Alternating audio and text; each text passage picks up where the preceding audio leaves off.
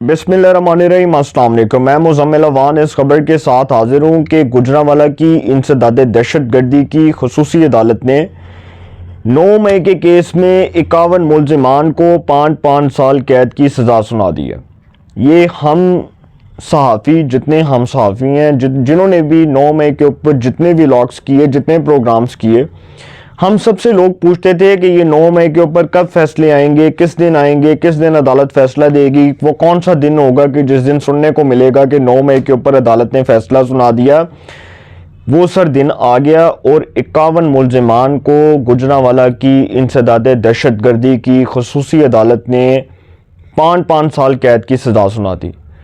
یہ جج تھیں جی گجرانوالہ انسداد دہشت گردی کی خصوصی عدالت کی نتاشا ندیم سپرا۔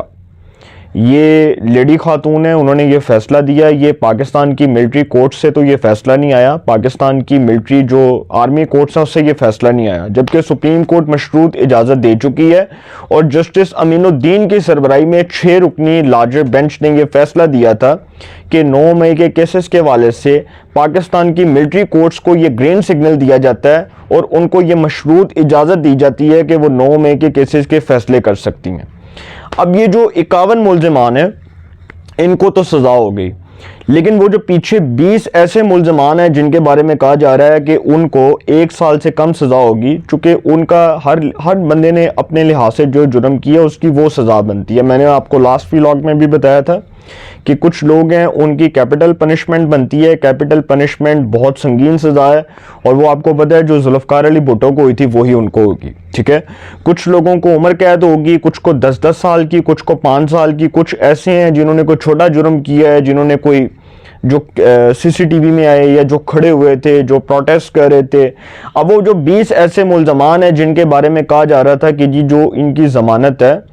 وہ ہو سکتی ہے، اور اس کیس کے اندر یہ بھی کہا جا رہا تھا کہ ہو سکتا ہے کہ عید سے پہلے ان کی ضمانت ہو جائے اور ان کو 9 مئی کے کیسز کے اندر ضمانت مل جائے، تو سر ان کو بھی ضمانت نہیں ملے گی، کیونکہ اگر عید سے پہلے یہ فیصلے ہونے ہوتے تو یہ ہو جاتے۔ اور میں نے آپ کو بتایا تھا کہ ریاست 9 مئی کے معاملات کے اوپر کسی قسم کا کوئی کمپرومائز کرنے کو تیار نہیں ہے۔ عمران خان صاحب جو ہیں وہ سمجھ رہے تھے کہ شاید ریاست 9 مئی کے معاملات کے اوپر کمپرومائز کر لے گی، اور ان کی جو لیگل ٹیم ہے اس کے لوگ اب تک یہ بھاشن دے رہے تھے کہ اسٹیبلشمنٹ کے ساتھ معاملات کو بہتر کرنے کے لیے ہم کوشش کر رہے ہیں۔ تو سر اسٹیبلشمنٹ عمران خان صاحب کے تمام تر فیصلوں کو جوتے کی نوک پر رکھ کے مسترد کر چکی ہے، کیونکہ اس کو پتہ ہے کہ عمران خان صاحب نے جو کیا اس ریاست کے خلاف کیا، جو اس اسٹیبلشمنٹ کے خلاف کیا، جس طرح انہوں نے ریاست کی ریٹ کو کمپرومائز کرنے کی کوشش کی، ریاستی ریٹ کو چیلنج کرنے کی کوشش کی، ریاست ان کو کبھی معاف نہیں کرے گی۔ یہ تو عمران خان صاحب کی غلط فہمی تھی، وہ اس غلط فہمی میں مارے گئے، لیکن سر عمران خان صاحب نے لوگوں کے گھر اجاڑ دیے، ان 51 ملزمان کے گھر اجاڑ دیے جن کے گھر میں اس وقت قرآن مچا ہوگا، قرآن برپا ہوگا، اور ان کے والدین، ان بچوں کے مستقبل تباہ کر دیے عمران خان نے، ان بچوں کے جو ہے وہ تعلیمی کیریئر کو تباہ کر دیا، ان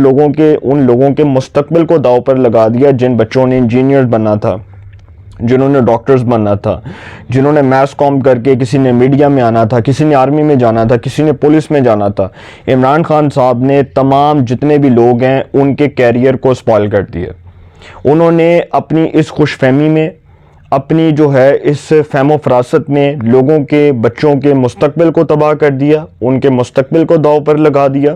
اور 9 مئی کروا کے بچوں کے ذہنوں کے اندر جو اشتعال انگیزی پیدا کی۔ سر آج دیکھ لیں کہ ریاست جو ہے وہ اپنی ریٹ پر کوئی کمپرومائز کرنے کو تیار نہیں ہے، ریاست آج ایک قدم بھی پیچھے ہٹنے کو تیار نہیں ہے، اور ریاست کو پتہ ہے کہ جو عمران خان صاحب نے کیا ہے اس کا خمیازہ وہ تا قیامت بھگتیں گے، تا حیات بھگتیں گے اور ہمیشہ بھگتیں گے، ان کو معافی نہیں ملنے والی۔ اس پاکستان کے جو ہے نا وہ سیاسی نظام کے اندر عمران خان صاحب اگر سمجھتے ہیں کہ اسٹیبلشمنٹ کو مائنس کیے بغیر میں آگے آ سکتا ہوں، تو سر نہیں، کبھی بھی نہیں، کیونکہ عمران خان صاحب خود مائنس ہو جائیں گے، اسٹیبلشمنٹ مائنس نہیں ہوگی۔ اسٹیبلشمنٹ فیکٹر عمران خان کو معاف کرنے کو تیار نہیں ہے۔ میں نے آپ کو اس دن بھی کہا تھا،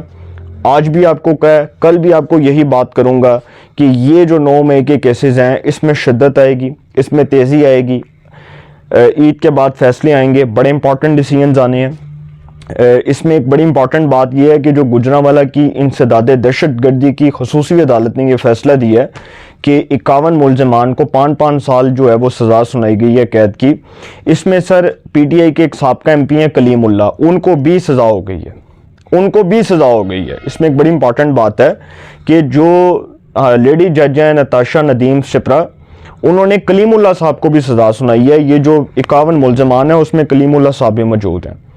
اب اس میں آپ کو پتہ ہے کہ وہ جو سی سی ٹی وی تھی, جو 9 مئی کی سی سی ٹی وی ہے, اس میں آپ نکال کر دیکھ لیں کہ کس طرح سے توڑ پھوڑ کی جا رہی ہے, کس طرح ریاستی ریٹ کو چیلنج کیا جا رہا ہے, کور کمانڈر ہاؤس پر حملہ کیا گیا, اس کے بعد جناح ہاؤس جو ہے اس کو آپ دیکھ لیں کہ وہ توڑ پھوڑ کی گئی, چیزوں کو توڑا گیا, کس طرح سے وائلنس, کس طرح سے تھریٹ کیا گیا, وائلنس کریٹ کرنے کی کوشش کی گئی, لوگوں کو جو ہے لوگوں کے دلوں میں اسٹیبلشمنٹ کے خلاف نفرت پیدا کرنے کی کوشش کی گئی, اور اس میں عمران خان صاحب کامیاب ہوئے. انہوں نے جو کیا وہ آپ کو پتہ ہے, 9 مئی تو ان کا پلانٹڈ تھا, اور وہ اس لیے کہ سارا پری پلانٹ تھا, اور وہ آپ کو پتہ ہے کہ پری پلانٹ اس لیے تھا کہ انہوں نے پہلے سے یہ ساری چیز طے کی ہوئی تھی کہ میں نے کس طرح سے اسٹیبلشمنٹ کو بدنام کرنا, اور انہوں نے یہ سارا کچھ کیا. سر ابھی بھی وہ یہ سارا کچھ وہ دیکھیں نا, ابھی بھی وہ ان کا مائنڈ سیٹ یہی ہے کہ اسٹیبلشمنٹ اگر میرے ساتھ چلتی ہے تو ٹھیک ہے, پھر میرے پہ اسٹیبلشمنٹ کمپرومائز کرے اور مجھے ساتھ لے کر چلے. اور وہ اب تک اس خوش فہمی میں تھے کہ اسٹیبلشمنٹ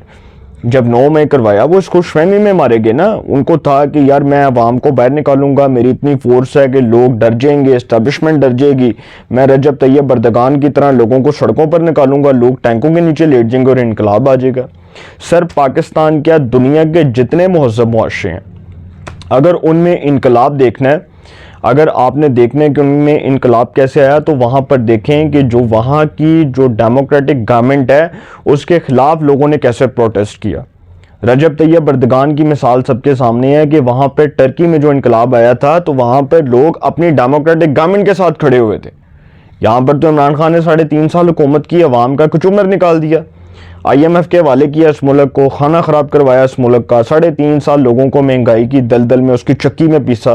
اور لوگوں کو بعد میں یہ سہانے خواب دکھاتے رہے کہ جی ہم 50 لاکھ گھر, 1 کروڑ نوکریاں, 350 ڈیم, 1 ارب درخت لگا دیں گے, اور کیا کچھ بھی نہیں.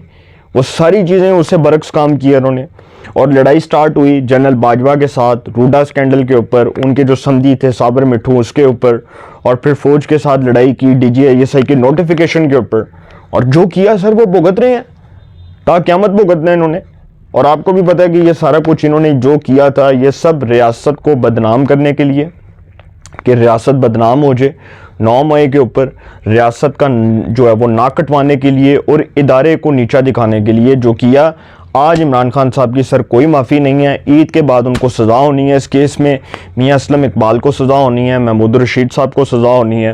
اعجاز چودھری صاحب کو, ڈاکٹر یاسمین راشد کو, حلیم عادل شیخ کو, مراد سعید کو, ڈاکٹر نثار جٹ کو, شہریار افریدی کو, اسی طرح علی امین گنڈا پور کو, شیخ وقاص اکرم کو. میرے پاس سر لسٹ پڑی ہوئی ہے. یہ جتنے لوگ ہیں نا جو ابھی الیکٹڈ جو ہے وہ اسمبلی کا جو ہے حصہ بنے, الیکٹ ہو کر اسمبلی میں گئے ہیں, ان کو بھی سزائیں ہونی ہیں. 9 مئی کے اوپر ریاست کمپرومائز نہیں کرے گی. ریاست فیصلہ کر چکی ہے کہ 9 مئی کے تمام کرداروں کو ان کے منطقی انجام تک پہنچا کر دم لیا جائے گا, اور اس کے علاوہ کوئی حل نہیں ہے, آپشن ختم ہے. اپنی رائے کا کمنٹس میں ضرور اظہار کیجئے گا. انشاءاللہ ایک نئے سیگمنٹ کے ساتھ پھر ملاقات ہوگی. اپنا بہت خیال رکھیے گا. اللہ نگہبان.